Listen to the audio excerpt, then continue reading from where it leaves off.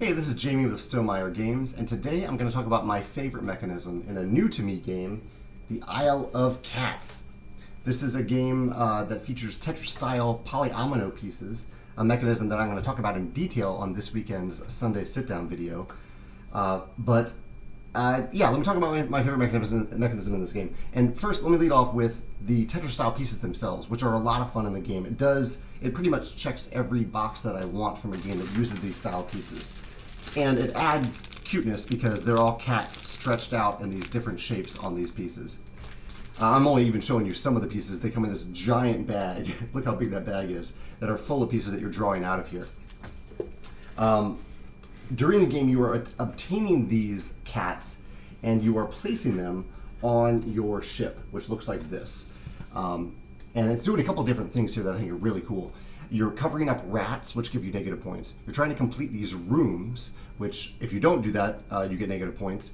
And you're trying to link cat families. So this is a red cat here. If you have many different red cats that are kind of touching each other across your boat, then you get a lot of extra points at the end of the game. So I really like this whole puzzle of where you're putting pieces down here, the benefits you're getting.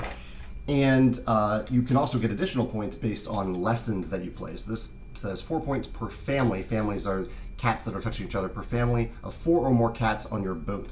So those lessons that you gain during the game can really impact how you place those pieces.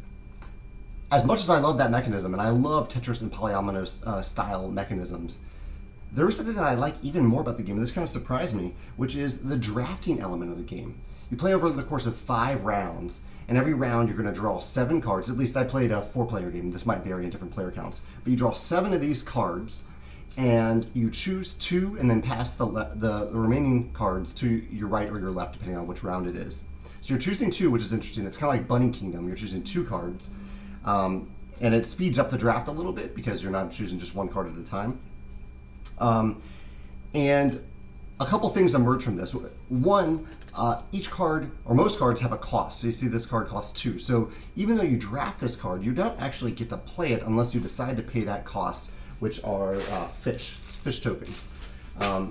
And so this reminds me a lot of the Terraforming Mars draft, in which you can draft cards and impact other players. It's a nice form of interaction where you're keeping cards that you might want to use, and you're taking cards away from other players. But it isn't until the end of each draft that you decide, okay, is it really worth the expense for me to keep these cards? Because I also need these fish to obtain the cats, the polyomino pieces, during each round. So that provides a really interesting decision. I am really liking drafts that add an additional cost rather than just letting you play the cards that you gain by default. So I really like that. The other little thing that emerged from that are these lesson cards that I mentioned. I really like that you can essentially choose how complex of a game you want Isle of Skye to be for you.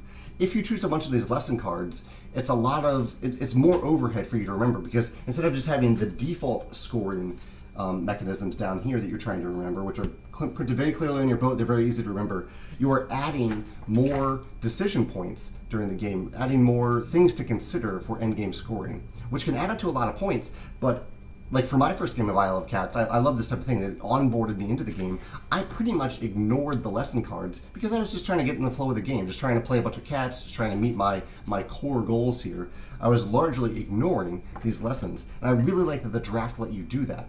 Rather than having the game present all these different public goals and private goals at the beginning of the game by default, it's giving players the choice. Hey, do you want this additional overhead? And if you don't play with these cards. Don't draft them, basically. Not don't play with them, but don't draft them. Let other players draft them and let them deal with the rules overhead for remembering, not necessarily rules overhead, but scoring overhead to think about with these cards. So I really like that, in addition to the cost of actually playing the cards that you gather, and then you only pay that cost after you've completed the draft. That's the key here with these cards, because there are lots of drafts where you have a cost to pay.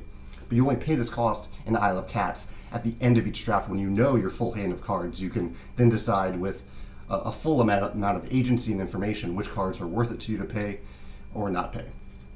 So yeah, that's Isle of Cats. I've really enjoyed my first play of it. I can't wait to play again.